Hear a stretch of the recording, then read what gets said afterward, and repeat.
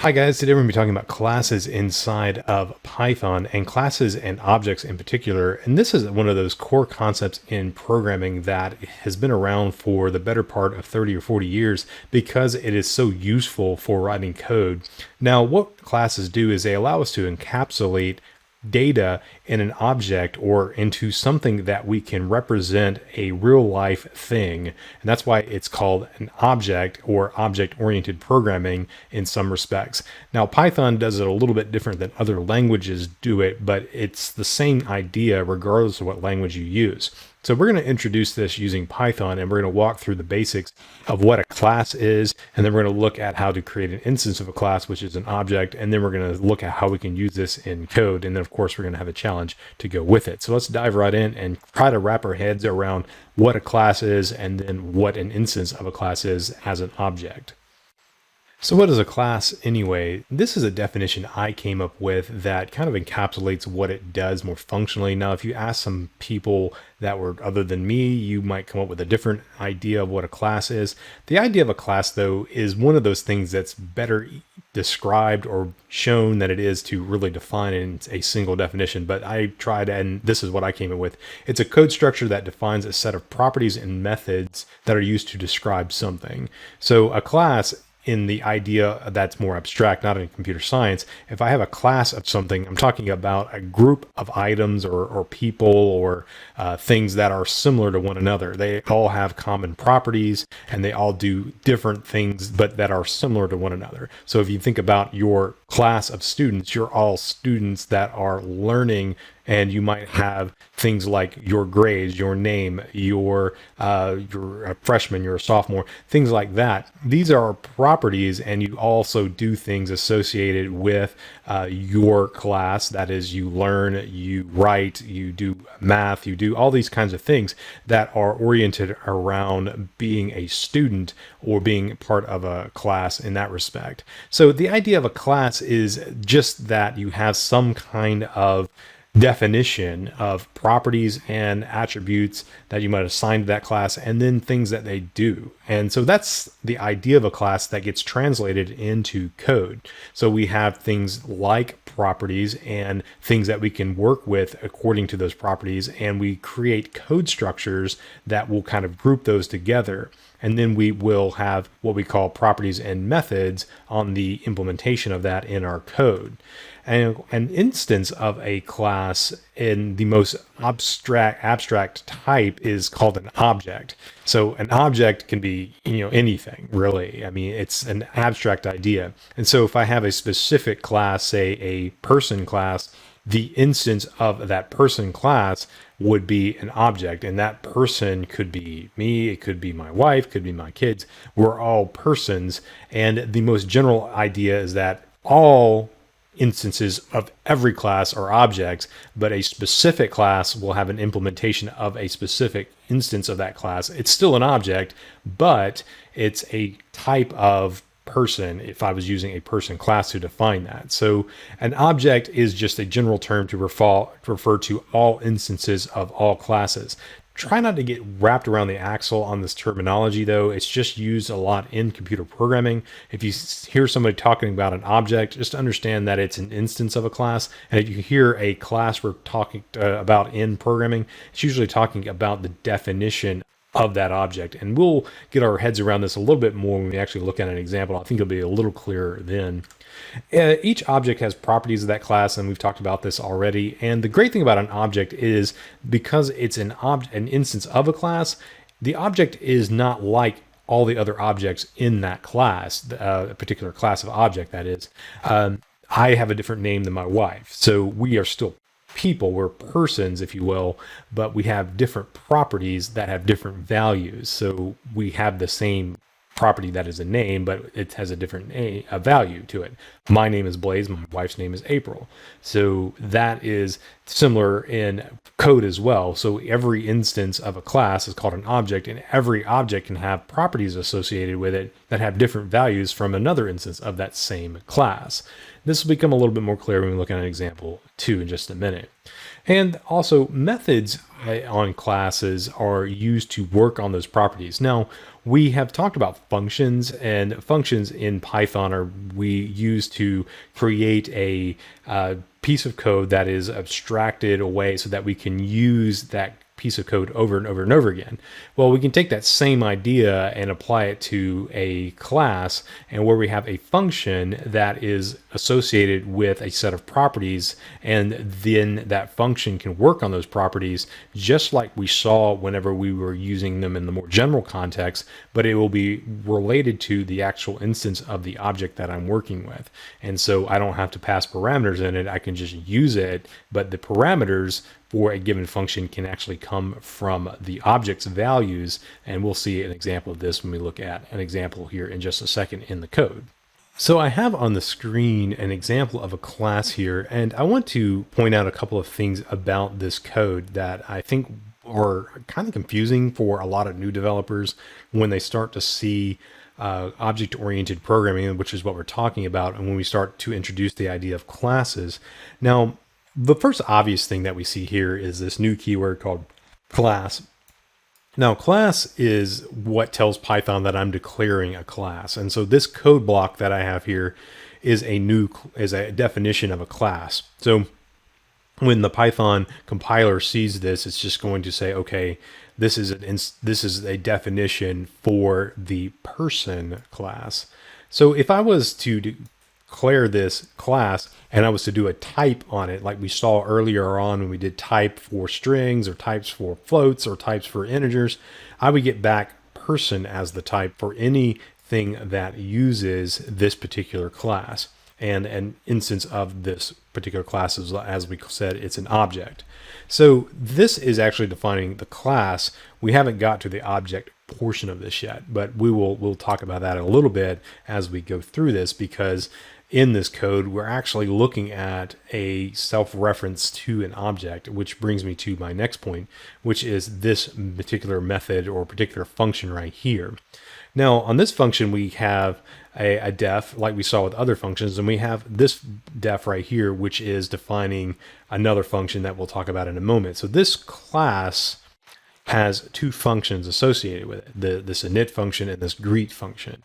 Now, the init function is a special function that is used to set up an object whenever we declare an instance of a particular class. So this init method or init function is called a constructor. And in other languages, it's referred to as a constructor. If you're talking in Python, you might hear it referred to as an init method or as a constructor, but it's basically a special method that is part of a class that sets up the initial state of that class and the instance of that class, that is, as an object. And it has, on this particular one, 3 parameters that I'm passing in. These 3 parameters are not unlike other parameters that we've seen with functions, but one of these is a special parameter. It's the first parameter that I pass in, and this instance calls it self, or this particular class calls it self. The self parameter here references the object that I'm going to be instantiating from this class. It's a self-reference to the object itself. And so it's basically like looking in a mirror and saying self dot something, or I'm looking at a mirror and I'm saying your name is Blaze. And this is kind of a self-reference to that particular object that I am creating from this class. And so this can be a little bit confusing whenever I start talking about a self-referencing object. The self keyword here, it's not really a keyword, it's just really a parameter. It's pointing to the object within the context of the object itself. So that's going to be a little bit more clear when we actually look at an instantiation of an object, but I want you to kind of get your head around this when we're talking about it, because it's just basically understanding that self points to an instance of the object from within the object. These other 2 parameters that I have here are inconsequential. These are just parameters that get passed into the constructor that are used to set up the initial state of the object whenever I declare it in my code. So this one takes two parameters, name and job. I could have none, I could have 10. The point is that I can have as many of these as I need to initialize my particular object that I'm doing right here. And notice what this is doing in this code right here. It's doing self dot name equals name. Now, this self.name is not the same variable as the name parameter right here. So this name parameter is not the same as the property on self.name. By doing this, what I am doing though is I'm taking the value that was passed in right here on the parameter and I'm assigning it to a property on the object. And the self object, the self here is referring to the object that I'm creating, and the name property is taking on the value of the parameter that was passed into the init function right here. So this can be a little confusing for folks that are originally discovering this. They're saying, why do I need to do self.name equals name? That seems kind of redundant. Well, what it's doing is it's taking this parameter, which is not a property on the object, and taking the value from that parameter and assigning it to a parameter on the object. Even though the parameter has the same name as the property on the object, they are not the same variable. They're not even the same, they're not even on the same object. This is just a parameter. This is a property of the object. And that's one of the things that can get confusing when folks start looking at this, is they say, well, I see name twice in there. Why is one have a different value than the other? And that's because this is not the property. It's actually just used to assign the value from the name parameter to the property on the object called name. And this is a common construction in code that you'll see a lot in Python and other languages, where the parameters that get passed into the init method or the constructor get assigned to a property on the object that has the exact same name. And it can be a little bit confusing, but understanding that if you see a reference to self and then a dot and then some kind of text after that, that is referring to a property. So it's that dot that's going to denote that, oh, I'm referring to a property. If you don't see that, it's referring to a parameter or variable that's kind of outside of the object itself. And the same is true for the job right here. So I have self dot job, that's a self-referencing to the object, job property on the object equals the job parameters value. And so that's going to just basically take the value from the job parameter and assign it to the property value on the object. And so that is how I initially create an instance of my object and initialize the values of that object using this init method. Now down here, I have another method or function called greet.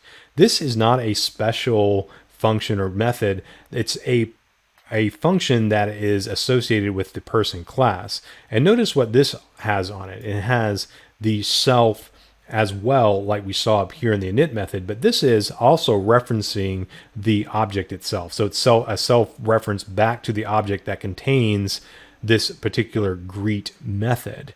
And so what this is going to do is it's going to say, it's going to return something. So return a string. But notice that I'm not passing any additional properties or parameters into this particular method. It's just taking the self parameter right here. And this self parameter refers to an instance of the object, and it will have associated with it self, and then it will have the properties that I created up here inside of my constructor. So this will have a value for name, and this down here will have a value for job. Even though I didn't pass those in as parameters to this particular method right here, those are accessible because of self, and they were assigned up here inside of this init method, but they are referenced down here inside of this function or method. And so what this is doing is just basically taking the values of that property and building a long string and then returning that back to whoever called this.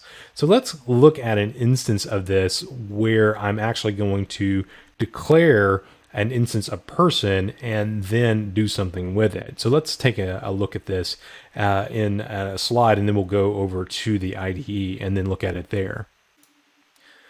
Okay, so now I want to look at how to instantiate a class. Now, we've looked at this code already. I beat this already to death in the last discussion, but I have it here for reference because I want you to see what's going on. So down here, I have a variable called Blaze, and I'm setting Blaze equal right here to person.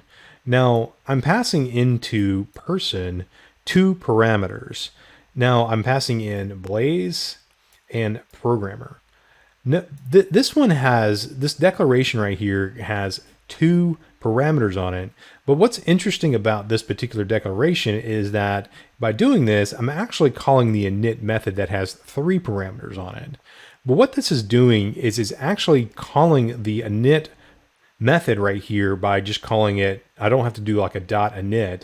By doing a person and then opening parentheses and passing in some parameters, it's going to call the init method right here, or init function, and it's going to inject the self as the first parameter, and then anything else after that, it's going to add from the parameters that I pass in here. So this has only got two parameters on this actual call into the init method, but Python is going to insert self as the first parameter, and then it's going to take all the other parameters that I passed in and then assign those to these right here. So this will get the value Blaze, and this will get the value job. And then, of course, it'll do what we saw right there on the last slide, where we take the name from the parameter and assign it to the property name, and take the value from the parameter job and assign it to the property job. And so this one then we'll call blaze.greet, and it's going to call this function right here, this method, and it's going to return this string right here. And notice that I didn't have to pass any parameters into that method either. And again, it's going to substitute the first parameter as the self-referencing object itself, and then it's going to give me access to the properties on that object using a dot notation like this. So self.name and then self.job. And so this would print out right here, if you can guess, it would say, my name is Blaze. I am a programmer. And then down here on this instance of the class, in this object called April, I have April and the job is mom. And then if I did the return on this right here, I'm going to assign, again, name from the name parameter to the name property, the job parameter to the job property. And if I called April.greet, again, I'm not passing in a parameter. It's substituting the first parameter to a self-reference to the object itself, and I can access the properties on that. So it would say, my name is April. I am a mom. And so you can see there where I am actually creating a string from creating a instance of my class using the init method as an object. This object is called Blaze, and another object of the same class called April. And so this is an important distinction here, is because although these are using the same class, they are two instances of the class. So I have two objects that are of the type person, and they use the same code, but they have different values for the property. And so I get different behaviors for those different kinds of people that I'm using for this particular person in class. So this is how you instantiate objects from a class. You essentially just call the person class like you would a standard method, like, or standard function like we saw already with parameters on it. But instead of just calling the init method directly, you just simply pass in the parameters like we saw right here, and it's going to interpolate that as calling the init method or the constructor, and it's going to inject again self and then the two parameters that I passed in down here. So that is how Python handles initializing a class through the constructor, and then also calling a function on that class right here. It's by providing that self as the first parameter on the functions in my class, and then also on the init method in my class as well. So these are some examples of objects that you can use. So let's go over to the IDE and see this in action. It might help clear up any confusion that you see here, and might make it a little bit clearer as to what I'm actually talking about here. We'll use this example since I've been using it on the screen, and I'll code this up and you'll be able to see it in a live demo whenever I'm walking through it in the IDE. Okay, I'm here inside of Python in my IDE Tony, and I want to craft this particular class that I have here. I'm going to code this up using pretty much what we saw on the last slide. So I'm going to start with class. I'm going to call it person, and notice I have the class keyword, and that's my name of my class. And then I need to declare my init function. So I'm going to do def underscore underscore init underscore underscore like that. And then I'm going to open up my parenthesis, and I'm going to put in self as the first parameter because my constructor or my init method needs that as the first parameter. It's going to assume that it's there. And then I'm going to pass in the other parameters that I have. And I could also add in a third parameter just for good measure here. So I'm just not copying what I just saw before. This one is going to add the age property to it. And I want to add the age parameter into my init method. So I have the self here that's going to be a reference to the new object that I'm creating, a self-reference to the new object I'm creating. And these are the three properties on the object or the class I'm going to create. So down here in the code for this, I need to add in a colon, of course, because it's a code block. And I'm going to do self, and I'm going to do dot name equals name. And so that's going to take the value of the name parameter and assign it to the name property. And so that's what that's doing. And I can pretty much copy and paste this code for job like this, and job like that, and age equals age. So I'm basically populating the properties on my self object here, a self-reference to my object. And then I'm going to take the value from the parameter and assign it to the property. Value from the parameter to the property. I'm emphasizing this just so that you know that this age is not the same as this age. They're different variables, but they have the same value. So that's why I'm emphasizing that. So once I have my init method done like that, I can have my new method. Let's call it greet. And so I'm going to call this one greet. Notice I don't have any parameters on this other than self. And so this is going to get the first method, or sorry, the first parameter on this is going to be called self. And self is, again, a self-reference to the object that I've created. And so I can then reference something about the object using the self parameter here, and that's what I'm going to do for my return on this. You don't have to do a return in a method, but in this case I am doing it. It's just like a function that we saw already. You don't have to return anything in a function.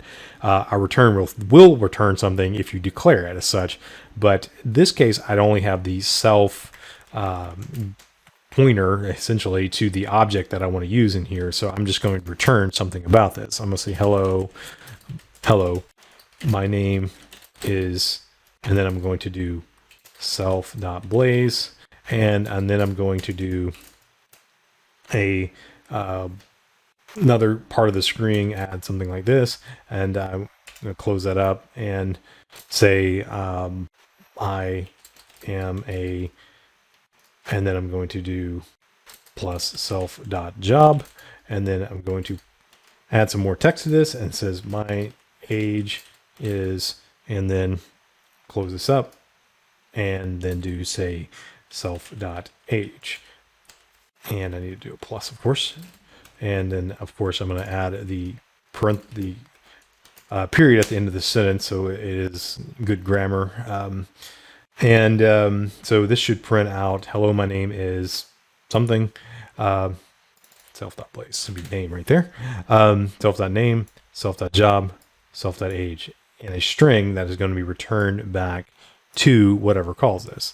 So let's go ahead and create an instance of this object here. So let's do a new instance. I'm going to call it let's call it AG. That's my daughter's initials. I'm going to say self equals person, and I'm going to call her AG, and that's her name. Her job is student, or I could put first grader or whatever, and her age is 6.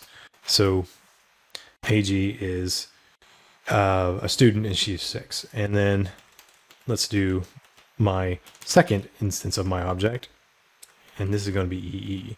This for my second daughter, and she is a toddler, and her age is 3. So if I print ag.greet, I should get back some response. This is hello, my name is AG. I am a student. My age is 6. And then the same down here. Hello, my name is EE. I am a toddler. My age is 3. And so let's see if this code works. I might have a typo or two in it, so I might have to do a little bit of debugging, but because I'm doing this from memory on the fly, so let's just save this off and run it and see if it works. I got a syntax error. Yep, it's not going to work. Can't do that. Can't do that either.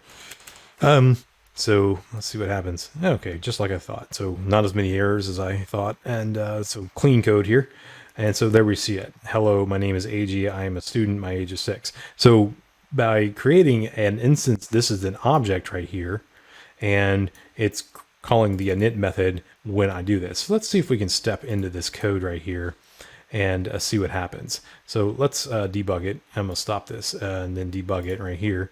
And let's do a step into, and let's see if it calls into this particular object in here. So step into, it's gonna come up here, going to assign the parameters, student 6, and it's going to come up here into, it's going to pop up in a new window, and notice what it's calling is my init method. And so this is where I have the init method right here that's being called as a part of my person object. Notice it's got person AG6, and so the self is referencing the object that I'm creating, and these are the parameters that I passed in when I said person AG student 6, and now it's going to create an instance of this object. So let's see, step in, I can just step over name AG.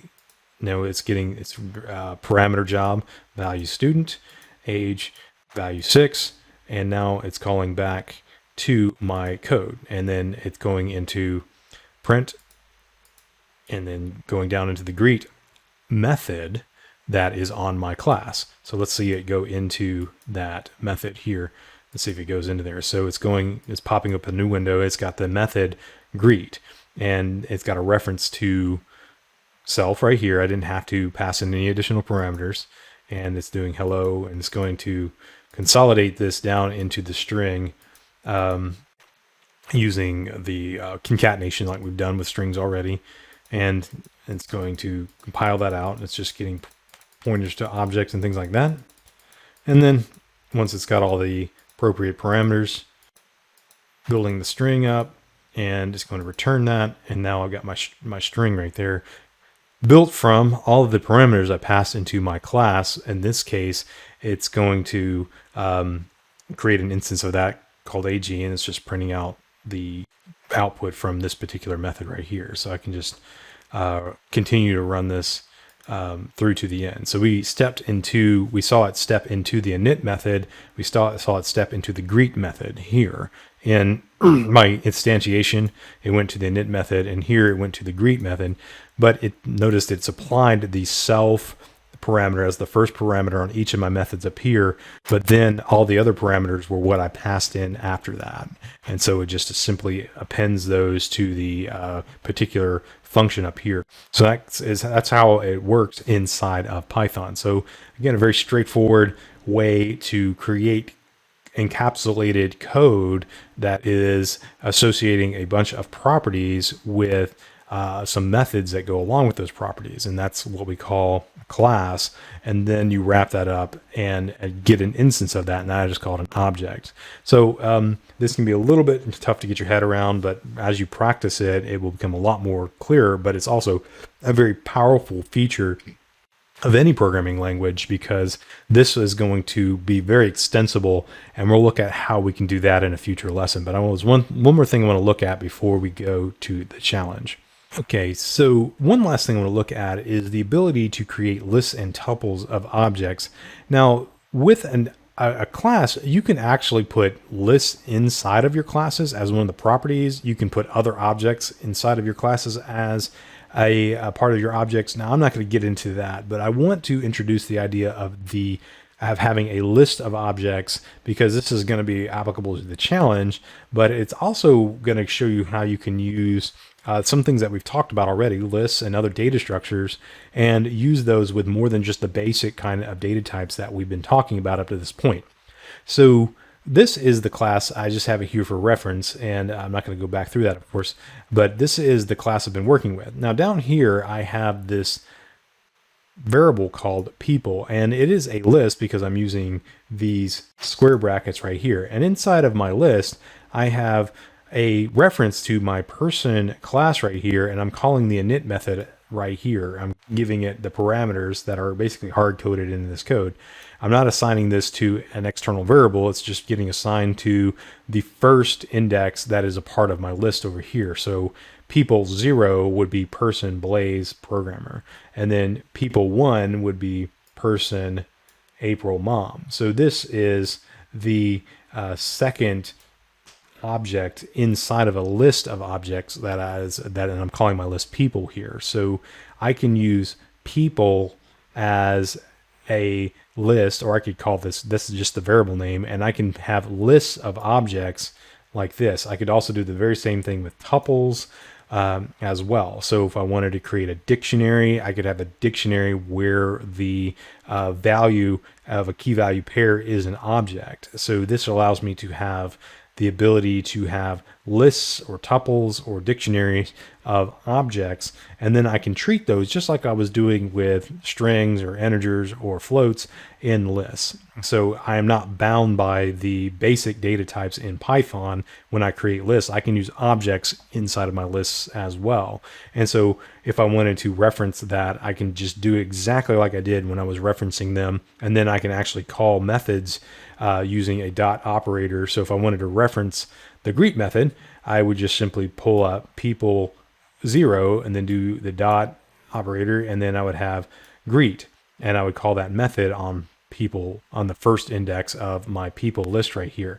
And so that would print out my name is Blaze, I am a programmer, and it would print that out because it's getting back the string right here. So let's go over to Tony and do something like this, and we'll type this up, and then we'll create a list, and then I'll show you how you can instantiate this very easily, and then we'll call a print function or something like that. So for the challenge, I want you to implement a deck of 52 cards, similar to what we did in lesson 6. So actually, you can use the code from lesson 6 as a reference point, and I'm going to link my example where I did that as well. And you can use that as a launching point for implementing a deck of cards. But I want you to use a class instead of just using a list like we did in that particular lesson. So your class would basically have two properties. You would have the value of the card, which would be 2 through 10, Jack, Queen, King, or Ace. And then you would have the suit. That would be diamonds, spades, clubs, or hearts. And so you could use the suit and the value as the properties. And then I want you to have a method called show, and that basically just displays, it takes the two properties and creates a string, right? Like we did with greet in our example, and it just prints out King of Hearts or 2 of Diamonds, whatever the value and the suit may be. And then you would want to return that as a string. And then I basically want you to create a method that will create the deck as a list or whatever collection type you want to use.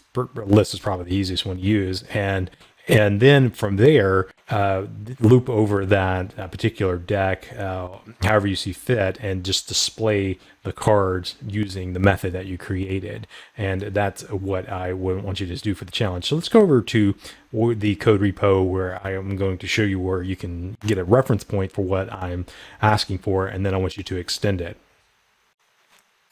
So here's the code repository that I referenced on the slide. You can go to lesson 6 and look at lists and then click on deck.py to get a basics for the challenge right here. So what I want you to do is kind of take this code or something like it and modify it.